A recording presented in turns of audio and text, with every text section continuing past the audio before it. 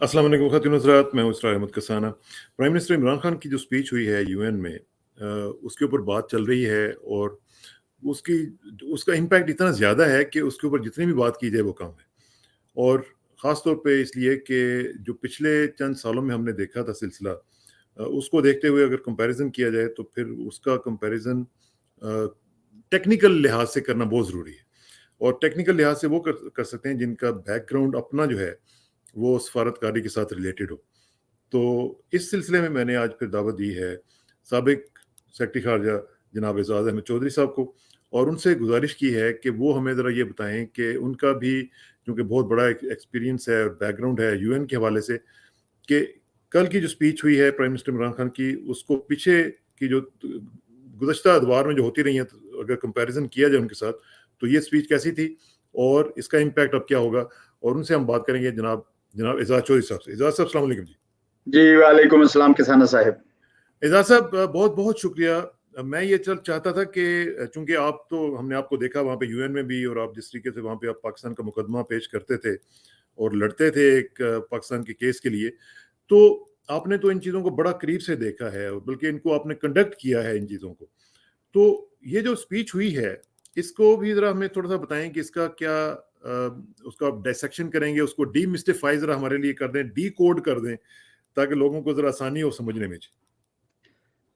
Speech मेरे ख्याल में बहुत उम्दा थी जी। और पाकिस्तान के मुकदमे पर जितने जितने अहम मौज़ूआत हैं ख़ारजा पॉलिसी के हवाले से, हुँ, हुँ। वो सारे के सारे सैर हासिल तौर पर उन पे तबसरा किया था। जी। मैं 2020 में जो वज़ीर-ए-आज़म साहब की स्पीच थी पिछले साल और अभी इसका मुवाज़ना कर रहा था, तो मैंने महसूस किया कि तकरीबन वो तमाम मौज़ूआत जो पिछले साल थे उनका अहाता भी किया गया है, बल्कि उनको थोड़ा-सा ज़्यादा एम्फेसिस के साथ बयान किया गया। मिसाल के तौर पर पिछली मर्तबा भी हिंदुस्तान का तो ज़िक्र आना ही था, लेकिन इस दफ़ा उन्होंने पूरी तरह खुल के बयान किया है कि किस तरीक़े से मोदी हुकूमत की जो पॉलिसियाँ हैं उसकी वजह से एक बहुत बड़ा बहरान इलाके में आ सकता है, क्योंकि वो हिंदुत्व वाली पॉलिसीज़ हैं जिसमें ना मुसलमान, ना सिख, ना ईसाई, ना कोई और वहाँ पे चैन से रह सकता है। कश्मीर के हवाले से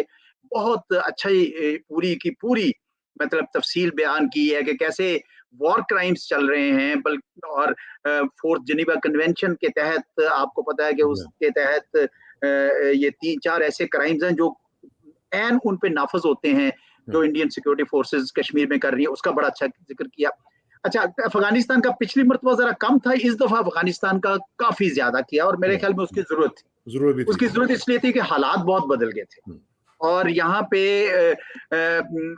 बदकिस्मती से अमेरिका में इस बात का जो एहसास नहीं पूरी तरह किया गया कि पाकिस्तान जो अपना केस पेश करता रहा पिछले 20 साल में, वो दुरुस्त था और काश के ये उसको गौर कर लिया होता। बजाय इसके कि अब उसकी पजीराई करें, वहाँ पे कोशिश की गई है कि पाकिस्तान को दोबारा कुर्बानी का बकरा बनाने की, स्केपगोट करने की, जो मेरे ख्याल में कामयाब नहीं होगी। और यही वज़ीर आज़म साहब ने पूरा बैकग्राउंड देकर समझाया कि अगर दोबारा उसी रविश पे आप चलेंगे, तो फिर अफ़गानिस्तान में दोबारा इंस्टेबिलिटी हो जाएगी और इतने जो आपने ट्रिलियन डॉलर खर्च किए और अपनी इंसानी जानें ज़ाया की, अपनी भी जानें ज़ाया की, उसका क्या फ़ायदा, क्या हासिल? तो ये एक ज़रूरी था कि खुलकर फ़साहत के साथ बयान कर दिया जाता।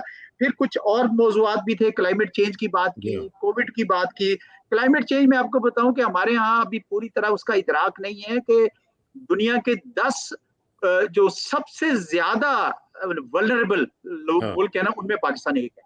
बेशक। तो हमारे लिए तो ये लाइफ एंड डेथ इश्यू है।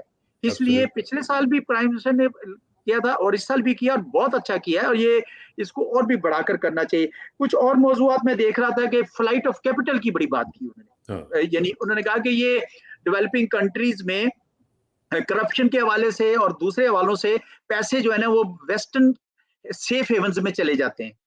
तो इस वजह से ये वेस्ट को अपनी कुछ अपने ज़मीर को झंझोड़ना चाहिए कि ये कोई दुरुस्त काम करते हैं कि वो इम्पोवरिश कर रहे हैं आम डेवलपिंग कंट्रीज़ को। तो मैं समझता हूँ कि वो भी एक नुक्ता, अगर चाहे ग्रुप ऑफ 77 और दूसरे डेवलपिंग कंट्रीज के नुमाइंदे ये लोग उठाते रहे हैं ये मामला हाँ जी, कि हाँ जी। भाई आप ये साउथ सेंटर है जिनेवा में, उसने एक स्टडी भी तैयार की थी कि किस तरीके से रिसोर्सेज यानी मगरब से डेवलपिंग कंट्रीज में आने की बजाय उल्टा हो रहा है, उल्टा हो रहा उल्टे है। जा रहे हैं। हाँ, ठीक तो बात। इस वजह से ये मुकदमा भी मेरे ख्याल में अहम था।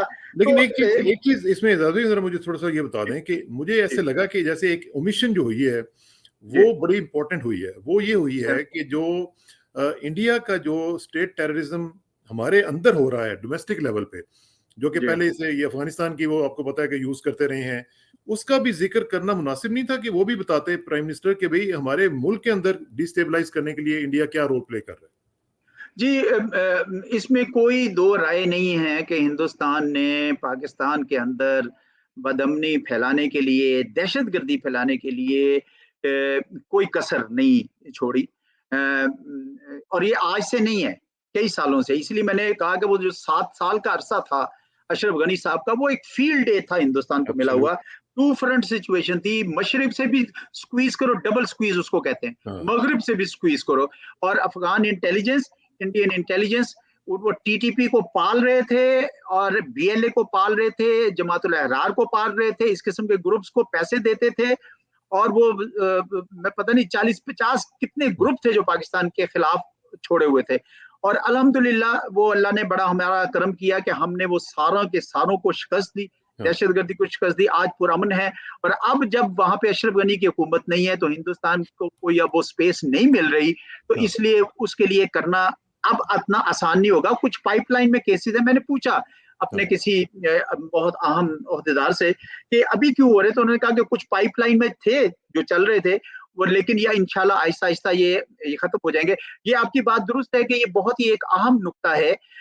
लेकिन देखें ना, 25-30-40 मिनट हाँ, में हाँ, there is only so much that you can talk about, वरना जी, तो हिंदुस्तान का अलबत्ता उन्होंने जो कश्मीर में किरदार है हाँ। और हिंदुत्व के हवाले से जो किरदार है, जो एक आलमी मसला बन सकता है, तो वो मेरा ख्याल उस पर बड़ी सैर हासिल वो बहस ठीक हुई बात है। है, लेकिन लेकिन मैं चाह रहा था कि अगर एक आधी लाइन भी उसमें डाल देते ना, कम से कम मेंशन कर देते कि भई ये जी, बहुत बहुत हमारा ये देखें ना हमारे हमारे लिए एक्जिस्टेंशियल थ्रेट बनाया हुआ है इन्होंने इंडिया ने। तो उसका ज़िक्र आ जाता चलें मुनासिब था। चलें। अब तो एग्जिस्टेंशियल नहीं रहा जी, हाँ, एग्जिस्टेंशियल नहीं है। हिंदुस्तान जो है नाकाम हो रहा है। अभी हमने नहीं, ये आप ये देखें कि ईयू डिसइंफो लैब ईयू ने हाँ, निकाली ना, उनकी हाँ, एनजीओ ने निकाली कि ये बिल्कुल 15 सही। साल तक ये क्या क्या करते रहे। अब ये अशरफ गनी के वहां से जाने के बाद हमें पता चल रहा है कि वहां भी क्या क्या कर रहे थे। तो कुलभूषण यादव हमारी जेल में बैठा हुआ है और वो सारा कुछ मान हाँ, चुका है कि किस तरीके से। तो ये हिंदुस्तान का मुकदमा किसाना भाई बहुत कमजोर होता जा रहा है। हाँ, और खुद हिंदुस्तान के अंदर से बड़ी उसके खिलाफ आवाजें उस मुकदमे के खिलाफ आ रही हैं, और अमेरिका में भी, और हो सकता है कि कनाडा में भी इसके जो है ना वो महसूस किया जा रहा हो कि ये जो पॉलिसियां हैं मोदी गवर्नमेंट की, ये कोई खिते के लिए लेकिन अच्छी लेकिन इसमें पॉलिसी। एक एक एक पॉइंट ऑफ व्यू और भी है और वो ये है कि ये ज़रा दूसरे पर्सपेक्टिव से अगर हम देखें कि अगर इमरान खान साहब जो हैं वो इस तरह अटैक करते हैं हिंदुत्व के ऊपर, उनके सारे के सारे सेटअप के ऊपर, तो उसी अटैक को लेके जो आरएसएस और आरएसएस रिलेटेड ऑर्गेनाइजेशंस हैं, वो अपने जो उनका कार्डर्स हैं, उनके अंदर जाके कहती हैं, देखो ये सबसे बड़ा दुश्मन है हमारा, just get together and react. वो उसको एनर्जाइज़ करने के लिए भी यूज़ कर सकती हैं। Is that right?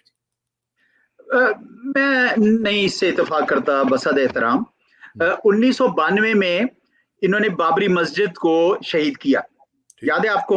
जी, जी, तो बिल्कुल। उसके बाद पाकिस्तान में कई हुकूमतें आई थी, किसी ने जोर से आवाज उठाई, किसी ने कम जोर से आवाज उठाई। हुँ, लेकिन क्या जो आरएसएस है और ये इनके जो अनासर थे वो रुक गए? नहीं रुके। उन्होंने इतना दबाव रखा, इतना, हम बोले या ना बोले, उनका अपना एक एजेंडा है और वो उस एजेंडा के हिसाब से चल रहे हैं। उसको, उसकी बुनियाद पर उन्होंने देखा कि यार ये तो चलता है, तो गुजरात में मोदी साहब ने फिर जीते और फिर उसको बुनियाद बना के ऊपर आए, और अब यूपी में भी इसी किस्म का एंटी मुस्लिम सेंटिमेंट है। तो हाँ, ये जरूर है कि जब पाकिस्तान को आवाज उठाता है तो उसकी बुनियाद बनाकर वो थोड़ा सा और ज्यादा कहते हैं कि हुँ, देखें पाकिस्तान जो है ना, हम आपको कह रहे हाँ, थे। हाँ, लेकिन उसकी जो पॉजिटिव साइड है वो ये है कि दुनिया के ऊपर भी तो आश्कार होना चाहिए कि भाई ये क्या हो रहा है। हुँ, अगर हम भी नहीं बोलेंगे, जो डायरेक्टली मुतासर हो रहे हैं, तो मुझे फिर बता दीजिए किसान भाई कौन बोलेगा। हाँ, ठीक बात। पाकिस्तान को बोलना चाहिए, हम मुतासर हो रहे हैं ना, ठीक, कोई और ठीक, मुल्क तो मुतासर नहीं हो रहा। ठीक है। इस वजह से बोलना ऑन बैलेंस मैं आपकी बात से इत्तेफाक भी करता हूँ, लेकिन ऑन बैलेंस मेरे ख्याल में ये हक को हक कहना और बातिल को बातिल कहना जरूरी होता है। बिल्कुल सही बात है। और दूसरी बात ये है कि ये ज़रा थोड़ा-सा हमें बताएँ कि आपने तो वहाँ पे सर्व किया है, आपने यूएन में सब कुछ ये मामला देखे हुए हैं। क्या हम कह सकते हैं कि जो अभी प्राइम मिनिस्टर की अप्रोच है, जो हमारे पिछले जो हुक्मरान गुज़रे हैं, उनसे ज़रा मुख्तलिफ है, क्लैरिटी है उसके अंदर, उसमें एक एम्फेसिस के साथ, जैसा आपने कहा कि एम्फेटिकली भी वो करते हैं अपना मुकदमा पेश। तो इससे क्या आप समझते हैं कि इससे इम्पैक्ट पड़ रहा है ग्लोबल लेवल के ऊपर? मैं किसानों साहब अमूमन कोशिश करता हूं कि मैं ए पॉलिटिकल रहूं, यानी ठीक, मैं क्योंकि मैं सियासतदान नहीं हूं। जिस दिन हूंगा ठीक, तो उस दिन जाके सब कुछ कर लेंगे, लेकिन अभी नहीं हूं ठीक, मैं, ठीक, बिल्कुल ना ठीक, मेरा इरादा है जाने का। ठीक। एक प्रोफेशनल के तौर पर मैंने ये देखा है कि 1947 से लेकर आज तक जितनी भी हुकूमतें आई हैं हुँ, पाकिस्तान की, उन्होंने खारजा पॉलिसी को बाय एंड लार्ज कंसिस्टेंटली चलाया है। ठीक। उसका एक्सेंट फर्क हो जाता है, किसी हाँ, का एम्फेटिक होता है, किसी का नहीं होता। लेकिन कोई आप ये नहीं कह सकते कि जी ए बी से बेहतर, बी सी से बेहतर, सी डी से बेहतर। ऐसा अगर जब करेंगे ना, तो वो मेरे ख्याल में आप पूरा इंसाफ नहीं करेंगे, क्योंकि होता यह है कि हर एक की अपनी स्ट्रेंथ्स हैं और अपना उनकी फिलॉसफी लेकिन है। लेकिन लेकिन एजाज भाई, इसमें एक चीज मैं आपको बताऊं। जी आप भी वहीं पे थे, हम भी वहीं पे थे। हमने ये देखा है कि एक जमाने में के वर्ड यूज करना जो था वो बड़ा मुश्किल होता था कुछ लोगों के लिए। मैं नाम नहीं जी लेता, मैं आपको जी मुश्किल में नहीं डालना चाहता, लेकिन ये होता रहा है कि यूएन की स्पीच में हम वहीं पे होते थे, हम देखते थे कि के वर्ड के लिए भी लोग जो थे वो बड़ा मुश्किल में आ जाते थे कि यार कैसे डालें इसको। लेकिन अब हम देख रहे हैं कि 7-7 8-8 मिनट स्पीच के अंदर जो है वो कश्मीर के ऊपर बात होती है।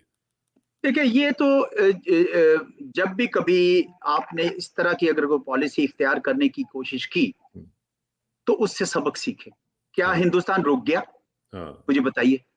तो अपीजमेंट की पॉलिसी तो नहीं चली ना, नहीं कभी भी चली, नहीं नहीं चली। चली, नहीं तो चली। ना ही या हिंदुस्तान में ये ग्रेस और जर्फ है कि अगर हम कोशिश करें कि चलो यार थोड़ा सा अमन के साथ बायलैटरली बातचीत करके करें, वो तो नहीं करते। तो अगर वो नहीं करते तो हमें फिर इस मामले में अपने कम से कम अपने तौर पर हमें अपना सारा मुकदमा मुकम्मल तौर पर पूरे कॉन्शियस के साथ बैनुल अक़वामी बरादरी के सामने रखना चाहिए। लेकिन अप्रोच फर्क रही है। आप मिसाल के तौर पर मैं आपको मिसाल देता हूँ, जनाब मुशर्रफ के जमाने में हाँ, कश्मीर के ऊपर जिसका आप भी शायद हवाला दे रहे थे, 4 पॉइंट जी, फार्मूला की बात हो रही थी, याद है बिल्कुल, आपको? बिल्कुल, बिल्कुल। उस जमाने में अगर वो के वर्ड आप जिसका जिक्र कर रहे हैं, अगर वो उस तरह बयान किया जाता तो शायद उनका ख्याल होगा। मैं तो उस वक्त पाकिस्तान से बाहर था, इसलिए मैं जी, उसमें शरीक नहीं हूँ। लेकिन मैं समझ सकता हूँ इस बात को कि वो कोशिश कर रहे थे कि चले ये मसला हल हो जाए। हाँ, हाँ, तो जब अकबर नहीं हुआ तो दोबारा के वर्ड आ गया। तो इस वजह से ये कंपैरिजन को इतना आसान होता नहीं है। ठीक, ये बात जरूर है कि हमने ये देख लिया है और ये सबक सीखना चाहिए कि अगर आपका कोई मौकफ है, असूली है हाँ, और सही है, आप उसको जेन्युइनली सही समझते हैं, तो आपको वो बयान कर देना चाहिए। क्यों? हुँ, क्योंकि अगर आप नहीं बयान करेंगे तो किसी के, ये नहीं कि आप किसी की खुशनुदी ले रहे हाँ, होंगे या हाँ, किसी को ठीक, खुश कर रहे हो, नहीं होता ऐसा।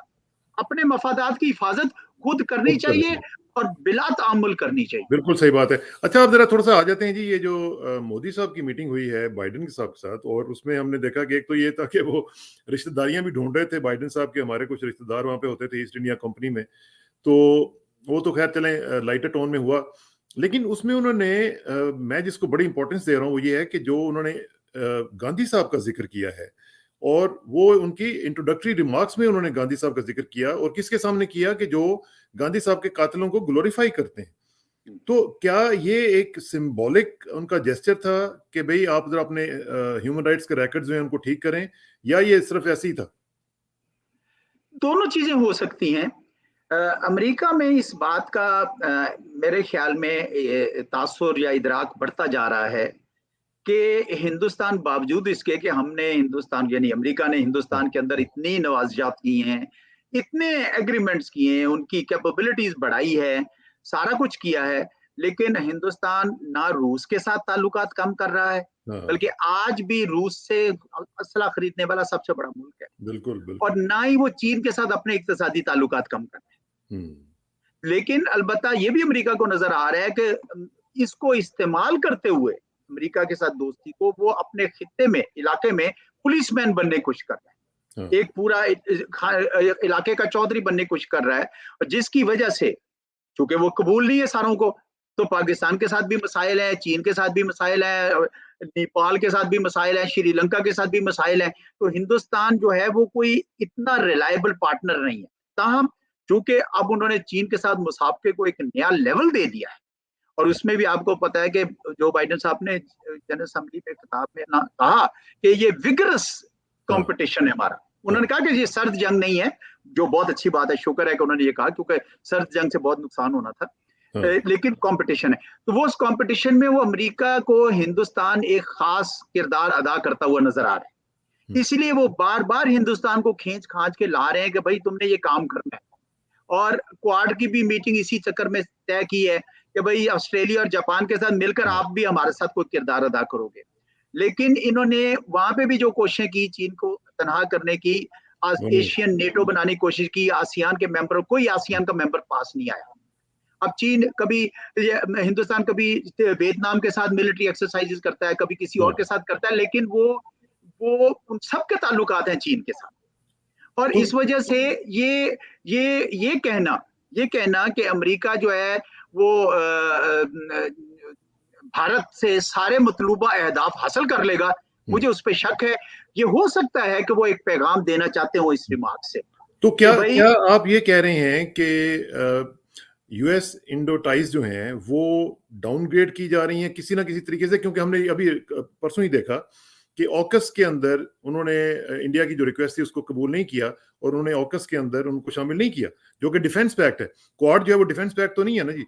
तो अगर वो डिफेंस पैक्ट में उनको शामिल नहीं कर रहे हैं, तो इसका मतलब ये है कि वो उनको डिफेंस रिलेटेड अपनी जो उनका एक ओवरऑल थीम है या स्ट्रेटजी है, उसमें इंडिया को एक एज ए रिलायबल पार्टनर नहीं समझ रहे, उसको इसलिए डाउनग्रेड किया जा रहा है। और यही वजह है कि उनकी जो वहां पे स्पीच भी हुई है, जो वहां पे उनकी मुलाकातें भी हुई हैं, उसमें भी उन्होंने उतना उसको फैन फेयर के साथ नहीं ट्रीट किया। देखें ना, प्राइम मिनिस्टर मोदी गए हैं, उनको लेने के लिए कोई हाई लेवल का बंदा भी नहीं गया एयरपोर्ट के ऊपर। मैं नहीं समझता कि अभी डाउनग्रेड की आई है स्टेज। अच्छा। मेरा ख्याल में अभी जो स्टेज है वो सिग्नलिंग की है। ठीक। तो सिग्नल्स उन्होंने भेजे हैं इंडिया को हम्म। कि भाई अगर तुम हमारे साथ कर रहे हो।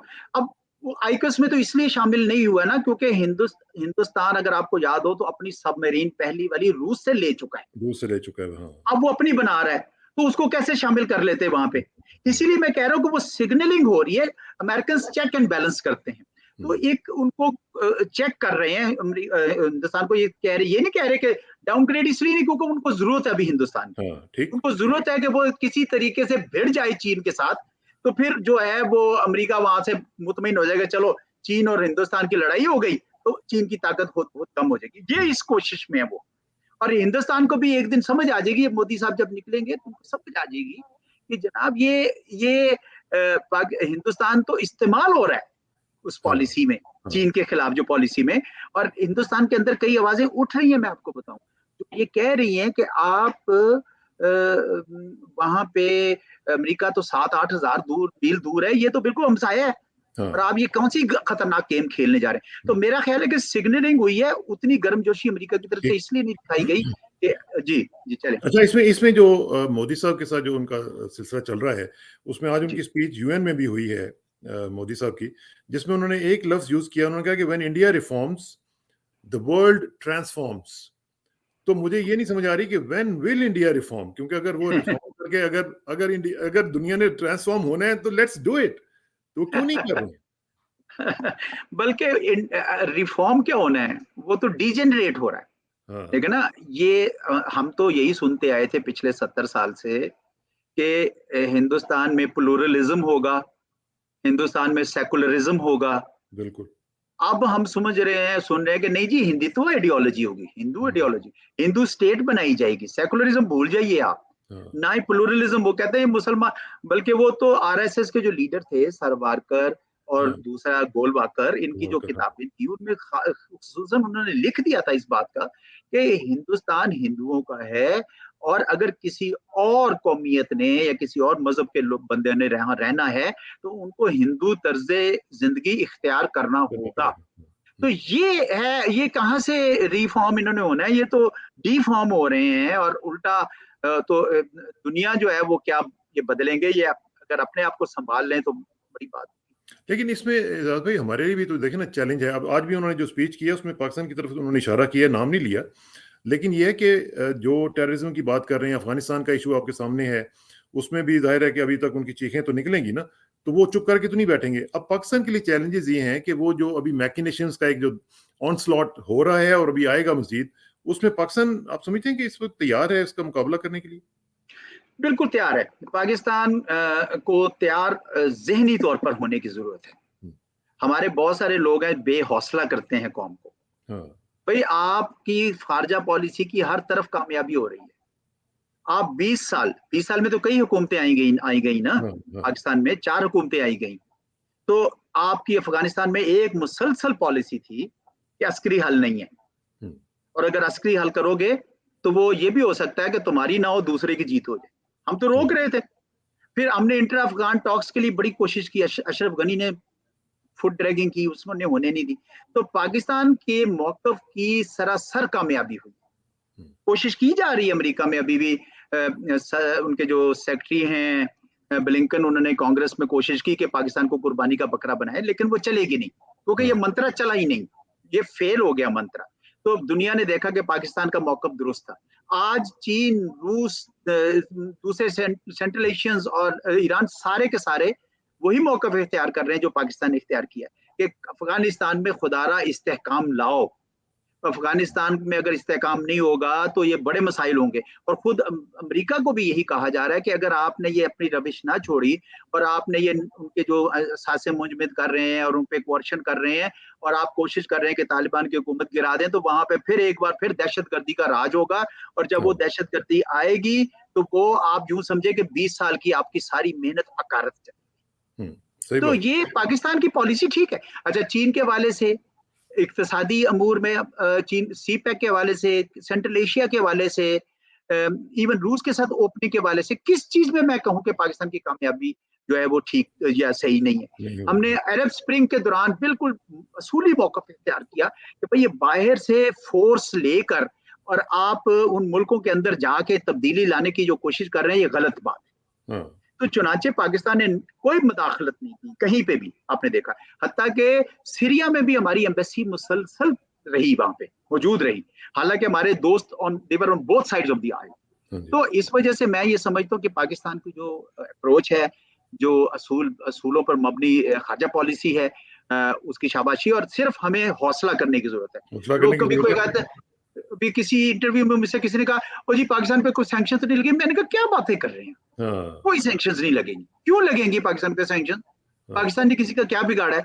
हम तो यानी अमन और सलामती के लिए काम कर रहे हैं। तो आप कौम कौम को हौसले में रखें, कुछ नहीं होगा हमारे खिलाफ इंशाल्लाह। इंशाल्लाह। और जी, जी, एक जी। एक और चीज जिसकी वजह से थोड़ी सी जरा हम देख रहे हैं कि हौसले में थोड़ी सी कमी आई है, और वो ये रिसेंट फिनोमिना जो हुआ न्यूजीलैंड और इंग्लैंड की तरफ से जो क्रिकेट टीमों का, उसमें थोड़ा सा पाकिस्तान को धचका इस लिहाज से लगा कि जो लोग एक्सपेक्टेशंस लगा के बैठे हुए थे कि सीरीज होगी और इस तरह होगा और क्रिकेट दोबारा बहाल हो जाएगी, उसमें थोड़ा सा धचका लगा। उसमें थोड़ी सी एक अप्रोच के बारे में जरा बताएं कि पाकिस्तान क्या करना चाहिए था, किस तरीके से हैंडल करना चाहिए था, क्या एग्रेसिव होना जरूरी था या डिप्लोमेटिक और प्रैग्मेटिक होते हुए उनके साथ एंगेज करना जरूरी है?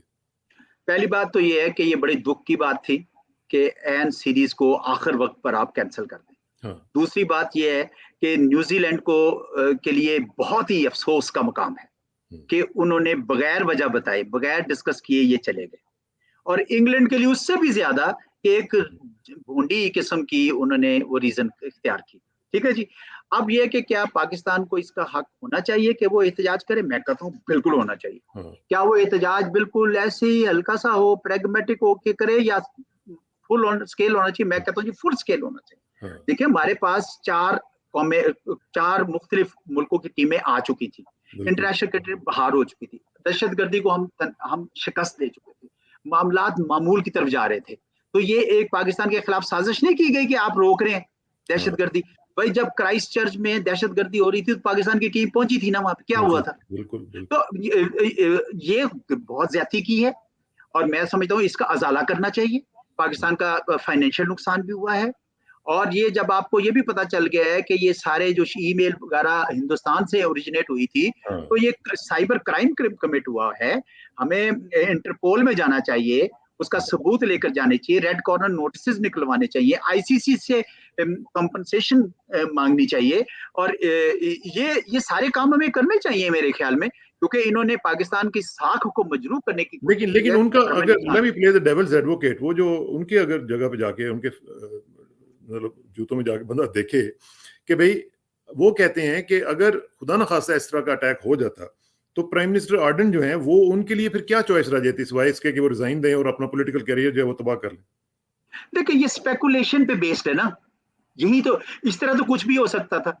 यानी हाँ, जिस दिन 9/11 हुआ उस दिन किसी को न्यूयॉर्क में नहीं होना चाहिए था कि क्या हाँ, हुआ, कोई वाकया हो जाएगा कहीं, हाँ, ये तो कोई बात ना हुई।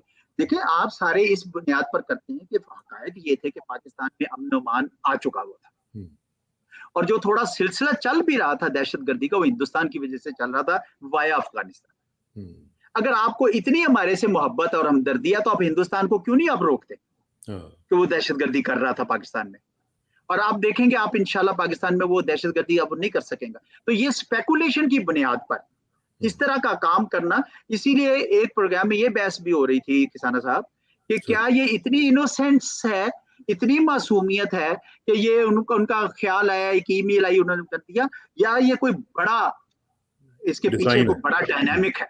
हाँ, तो कुछ लोगों का ये भी ख्याल है कि एक जाविया ये है कि चूंकि हमने इनको हजीमत हुई है अफगानिस्तान में, तो एक इशारा मगरिब की जो इंटेलिजेंस एजेंसियों की तरफ से ये गया कि जनाब आप ये काम करो। दूसरा उसका जाविया हिंदुस्तान की तरफ से भी है, तो उन्होंने भी पूरी कोशिश की कि यार अगर ये हो जाए तो पाकिस्तान वो बदनाम हो जाएगा। तो हाँ, हमने इनकी साजिश को नाकाम बनाना है। हमने कोई पाकिस्तान बदनाम तो क्या, बड़ी दूर की बात है, पाकिस्तान को पूरे छदोमंद के साथ ये उठाना चाहिए मसला कि जनाब ये ज्यादती की है, जाती आपने है। आप हमारे साथ डिस्कस करते, ठीक, और कुछ वाकया नहीं होना था। हमने तो इतनी, मैं उस दिन जा रहा था जी वहां पे मैच देखने। इस्लामाबाद से निकला, मैं जा रहा था लाहौर। अच्छा, तो मोटरवे, ये जो कश्मीर हाईवे जो आप जिसका नाम आप श्रीनगर हाईवे, मैं उधर उन्होंने एकदम से हमें मोड़ के साइड वाली सड़क पे खड़ा कर दिया। ओह, हम कोई 45 मिनट खड़े रहे किसाना साहब। तो ओह, उसके बाद देखा तो वो टीम आ रही थी, जब 15 मिनट तक सारी सड़क खाली होगी तो टीम को उन्होंने गुजारा। ओह, तो हमें हमें कोई तकलीफ नहीं हुई, हमने कहा नहीं हाँ, यार चलो हिफाजत हाँ, से टीम होनी हाँ, चाहिए। तो मकसद ये है कि आप एक, हम तो इत, इतनी एहतियात कर रहे हैं और इतनी आप इस एहतियात तरह कर। का कंडक्ट है। ठीक है। अच्छा, फाइनल क्वेश्चन एजाज भाई वो ये है कि अफगान हुकूमत के बारे में जो रिकग्निशन का क्वेश्चन है वो अब बहुत पूछा जा रहा है कि क्यों नहीं की जा रही, किसी तरफ से भी कोई पहल नहीं हो रही, पाकिस्तान भी नहीं कर रहा, बाकी जो चाइना वगैरह कंट्रीज हैं, रीजनल कंट्रीज, वो भी नहीं कर रहे हैं। क्या चीज माने है, क्या किस चीज का वेट किया जा रहा है, क्यों नहीं रिकग्नाइज किया जा रहा? देखिए, तीन इसके फरीक हैं। एक मगरब, जी, अक़वाम मुत्तहिदा भी उसमें शामिल कर लेते हैं चले। दूसरा खित्ते के ममालिक, तीसरा पाकिस्तान। तीनों के ठीक, ऊपर मैं एक एक जुमला बोल देता हूँ। ठीक, मगरिब तो इस वक्त उनको तो बड़ी ही ज्यादा इस बात की आई हुई है कि हम पता नहीं इसको सरवाइव भी होने दें कि नहीं होने दें। हाँ, हाँ, और यूरोप में बैठे ह्यूमन राइट्स की बात होती है, सिर्फ वुमेन राइट्स की बात होती है, ठीक है जी। उधर तो वो सोच, जिसको चेंज करने के लिए हमारे लोग कोशिश कर रहे हैं कि आप इसको इस जाविये से अभी ना देखें। प्राइम मिनिस्टर तो इस हद तक आया कि इंसेंटिवाइज करें ताकि वो अपनी कमिटमेंट्स हाँ, ऑनर करें। ठीक, अच्छा, खित्ते के ममालिक क्या सोच रहे हैं? खित्ते के ममालिक कहते हैं कि भाई तालिबान की एक हिस्ट्री है, तो तालिबान ने कुछ वादे किए हैं, हम्म, जो उन्होंने वादे किए क्या वो वादे पूरे कर रहे हैं? और अगर वो वादे पूरे करते हैं तो हमें रिकग्निशन की तरफ जाना चाहिए। लेकिन अगर हमने रिकग्नाइज पहले कर दिया तो लेवरेज क्या रह जाएगी हमारे पास हाँ, उनको ठीक चेंज है, करने के लिए? ठीक है। तो अभी तक उन्होंने क्या क्या वादे पूरे नहीं किए। मिसाल के तौर पर उन्होंने कहा कि जी हम काउंटर टेररिज्म में नहीं आने देंगे, हम्म, लेकिन देखें आपने रिटर्न एश्योरेंस तो अमेरिका को दे दी कि आईएसआईएस और दाइश और अलकायदा नहीं आएगा। What about Pakistan? हाँ, what about China? What about Uzbekistan? What about others? सारों के हाँ, हक है कि आप हमें भी वो कमिटमेंट जो है वो दें और हम उसको होता देखें। हाँ, दूसरा, हम चाहते हैं कि भाई वहां पे ह्यूमन राइट्स वगैरह की पाबंद वो हो, जिस तरह रीजनेबल हो, of course Afghan cultural traditions के अंदर रहते हुए। ठीक, लेकिन ये तो कोई बात नहीं, औरतों का हक है कि उनको बाहर आने की इजाजत हो, वो स्कूल में पढ़ाई में जाएं, हम्म, वो अपना काम के लिए जाएं, फ्रीली रोम अराउंड करें। तो दुनिया देखना चाहती है। हम्म, फिर दुनिया कह रही है कि आप सबको साथ लेकर चलें। वो ऐसे इसलिए नहीं कि वो इंटरफेरेंस कर रहे हैं, हाँ, वो इंक्लूसिव हुकूमत का मतलब ये नहीं कि हम उनको कह रहे हैं कि आप यूं बनाए यूं ना, नहीं नहीं, वो तो अपने हिसाब से बनाएंगे, लेकिन हाँ, सिर्फ मकसद ये है कि अगर आप नहीं करेंगे तो वो दोबारा खाना जंगी शुरू हो जाएगी, जो ठीक नहीं है। तो दुनिया इस वक्त और खित्ता भी जो वेट एंड सी में, और पाकिस्तान जो है ना वो कहता है कि हम खित्ते के साथ कदम मिला के चलेंगे, लेकिन आसानियां पैदा कर रहे हैं। इस वक्त सबसे ज्यादा तवज्जो हमारी होनी चाहिए इंसानी बहरान रोकना, सही बात। ह्यूमैनिटेरियन कैटास्ट्रॉफी रोकना।